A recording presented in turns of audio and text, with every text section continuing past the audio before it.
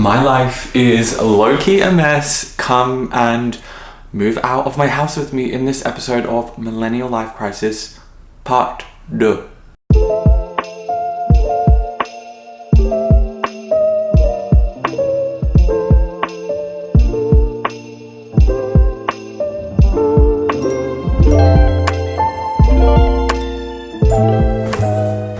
It's time to become a nomad again. I am moving out of my house in Australia. I will explain all the reasons why in this video. And over the next few days, I'm going to be packing up my life again, putting stuff in storage, getting some work done, and then we're going on holiday because we deserve it.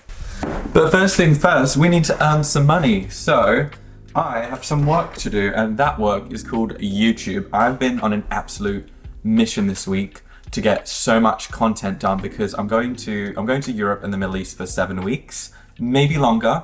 I don't know. My visa situation is so up in the air right now. It's kind of stressing me out. So I'm just like, we're just gonna see what happens. This is what it looks like to upload a YouTube video, by the way. And in other news, one of my videos got demonetized, which basically means I uploaded the video, YouTube did their checks, and they said, hey, you can't use that song, even though I pay for like a subscription. For some reason, it's just not picking that up, which is really annoying. So today's Friday. I have a client call in like 20 minutes.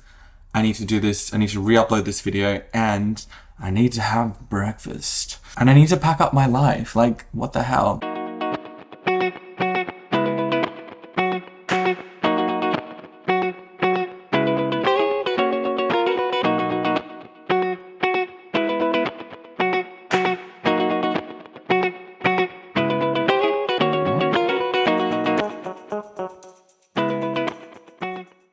I feel like I'm really letting you guys behind the curtain right now. This is not normally how I live. I think because I'm dismantling my bed, I'm like, why the hell am I going to make it? I'm not normally like this. I'm a very tidy person. I promise you. So this week I've already edited 2 videos. I'm on track to edit my 3rd video today. So I just did my first draft, and I always like to have a break in between, like putting all the rough edits together and then actually like creating the video, because if you are a YouTuber or a video editor, you know, it's just so annoying just like sorting out all those clips. So I'm gonna have a break for a couple of hours because I work for myself, so I can do whatever the fuck I want. And then I'm gonna go to the gym. Does anyone else do this? So I almost trick myself. If I put gym clothes on, it gets me in the headspace that I need to go to the gym. And then when it's time to go to the gym, which is usually around 11 o'clock, so about now, I feel like it's just so much easier to go to the gym. After feeling pretty burnt out last year, I've loved having my own space to build a routine, work, and enjoy a slower, quieter life here in Australia. With my visa coming to an end in the next couple of months, the chance came up for someone to take over my lease, so I went for it. No onward plans, just seeing where life takes me, the way I like it.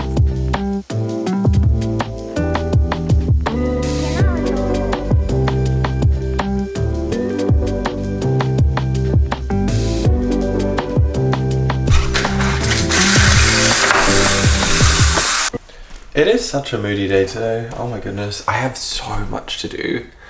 I'm gonna go pick up the van at 11 a.m.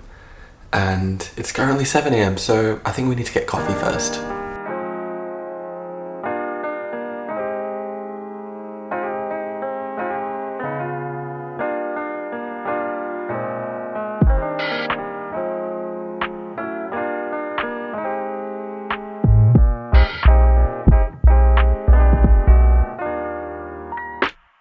I risked it for the biscuit, went for a coffee walk.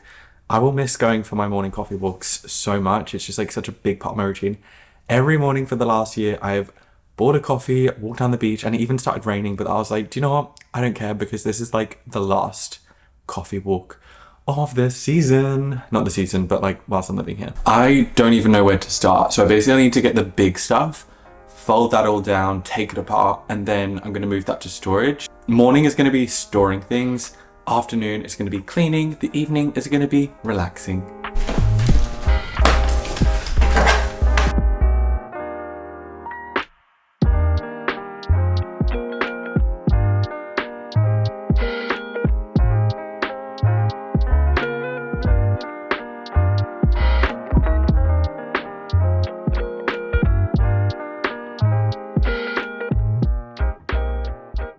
Okay, this is the current situation.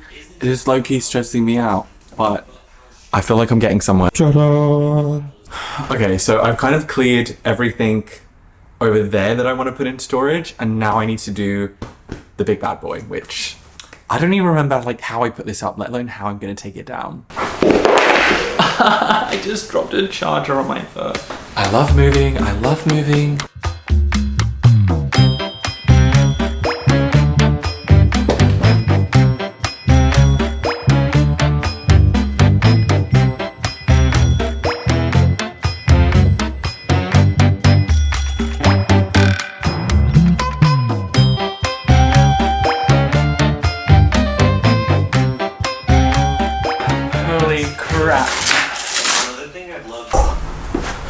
Oh my gosh, I forgot how tiring it is to pack up stuff and move out. I'm sweating, but I have done so much within the last hour. I've done the desk, I've done the bed, I've started moving stuff downstairs. I've got 2 hours left before I plan on going pick up the van, taking it to my new home, which is the storage unit. But first, I need some breakfast. Okay. How did I do? I've got most of the stuff downstairs that we need to take into the storage van. The only thing left is the most difficult part. It's my queen size mattress. And the thing about my house is I live on the 3rd floor and I have like this very narrow staircase and it was just an absolute nightmare. So I'm gonna ask my housemate to help me move the mattress because it's kind of big.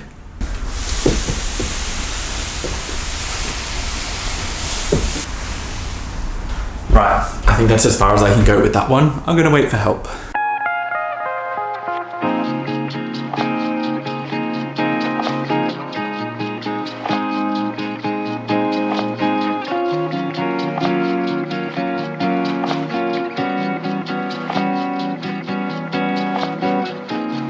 I have moved my stuff into storage just while I figure out my visa situation. I'll go into more detail about that, like in the rest of the video, but this is my first time getting storage. Everything was just so easily. So firstly, I'm only paying $99 a month to rent that storage unit. They had free van rental, which meant I could get the van, pick up my stuff, take it there, literally take it to the bottom of the lift, up in the lift, into the storage unit. Like everything was just so easy. I've never had storage before. Honestly, I couldn't recommend it enough. And if you just happen to be in Wollongong, Storage King Wollongong, so good. They are so lovely in there. So now I just have the task of cleaning, which I'm glad I did that this morning because it's 11:30 right now. I have the entire day to just clean, chill, and do some work.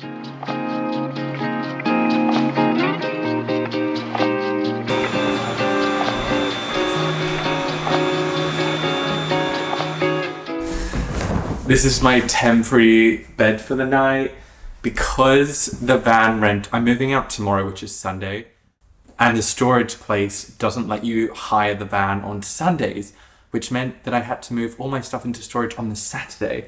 And I need somewhere to sleep tonight, so this is gonna be bed for the night. I'm gonna make it look homely.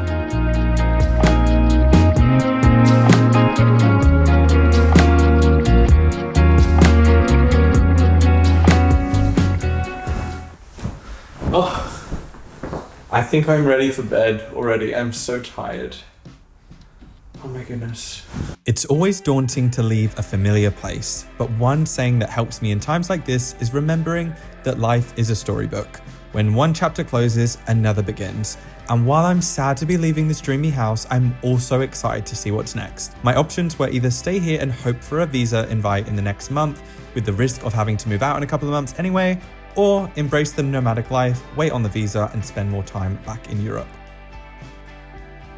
This is such a cozy, full circle moment. So if you guys watch me move into this place, you know that like nearly a year ago when I came back to Australia on my 3rd year working holiday visa, I was sleeping, actually I don't think I showed this, but I was sleeping on this blow up bed at my ex-boyfriend's house, which we're now very good friends. So like everything's totally normal there.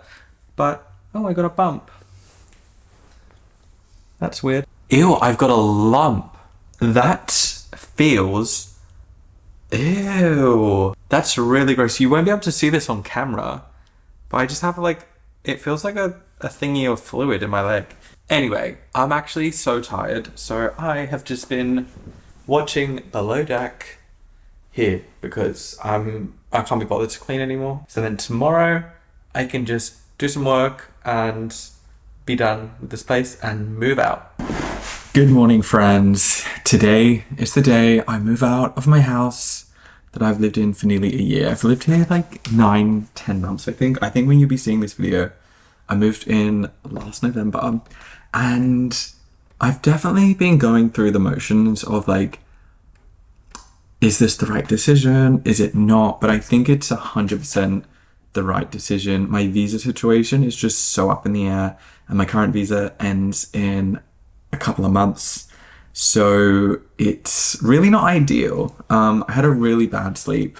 I had to wake up really early for work and get packing. I feel like this is going to be a really random video, but in this series that I'm calling Millennial Life Crisis, I'm just documenting my journey of my actual millennial life crisis, because I feel like we don't talk about this enough. Like, you reach 30, like I had a substantial career in social work, and now I'm pursuing travel creation. I just feel like I'm just like in this weird like in between land, and like living abroad, trying to like make residency in Australia, and I'm just like going through it. And that is what I want to share in this series, like going through the motions of living abroad and all this other crap that entails.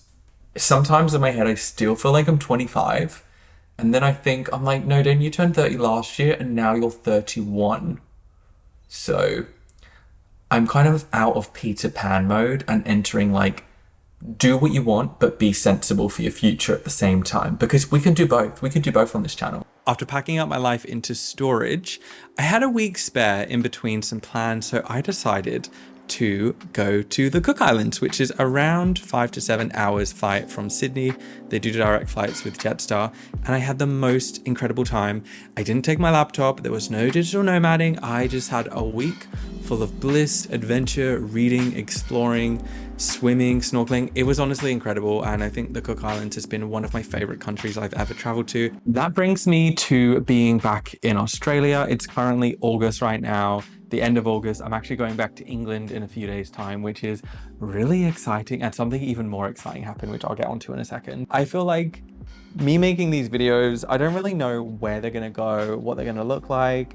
Like, this series is really just about me showing you guys that life is just not one straight road. There's so many different paths and routes that we can take. There's twists, there's turns, there's unexpected things that can happen.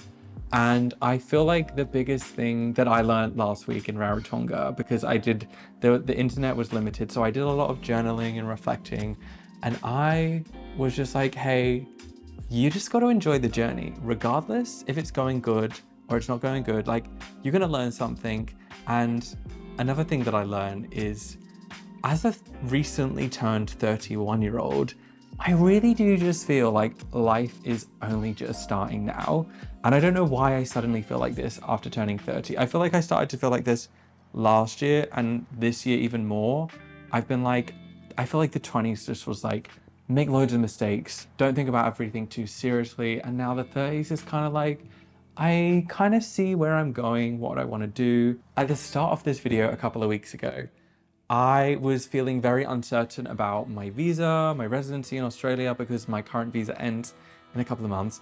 And whilst I was in Rarotonga, something exciting happened. I was invited to apply for a PR visa. It's the skilled 189 visa, and it's very exciting, but it's also money, lots of documents, it's stress, but it's something that I've been working on for the last 2 years. So I was so shocked when it happened, because I've been working on this for like, honestly, since January 2024. So that's nearly 2 years. So to be finally invited for this visa just felt so satisfying. So that's something that I'm going to be working on. And so basically, if I get this visa, it means that I can stay in Australia forever, which is what I want, because I cannot see myself living back in the UK. I think I do miss elements of the UK, but I haven't lived there in over 4 years now. If you're feeling stuck in life, please be reassured that you are not the only one feeling like this. I speak to my friends about this a lot of the time, and they always say the same thing. They're just like, I don't really know what I'm doing in life. Like, or like previous generations, like our parents and grandparents, they got a job and they bought a house, and like that was their life. And now we live in a time in a society where you can literally do anything you want. You can start a business. You can become an influencer. You can move to a different country. You can become a digital. There's so many things you can do. So it's almost overwhelming. Like, what should I be doing? And what do I want to do? And that's definitely something I'm figuring out. Like, I know my end goal is I want to be a full-time YouTuber. I am nowhere near that right now. So if you do like this video as well, please give it a thumbs up, subscribe, and leave some comments down below.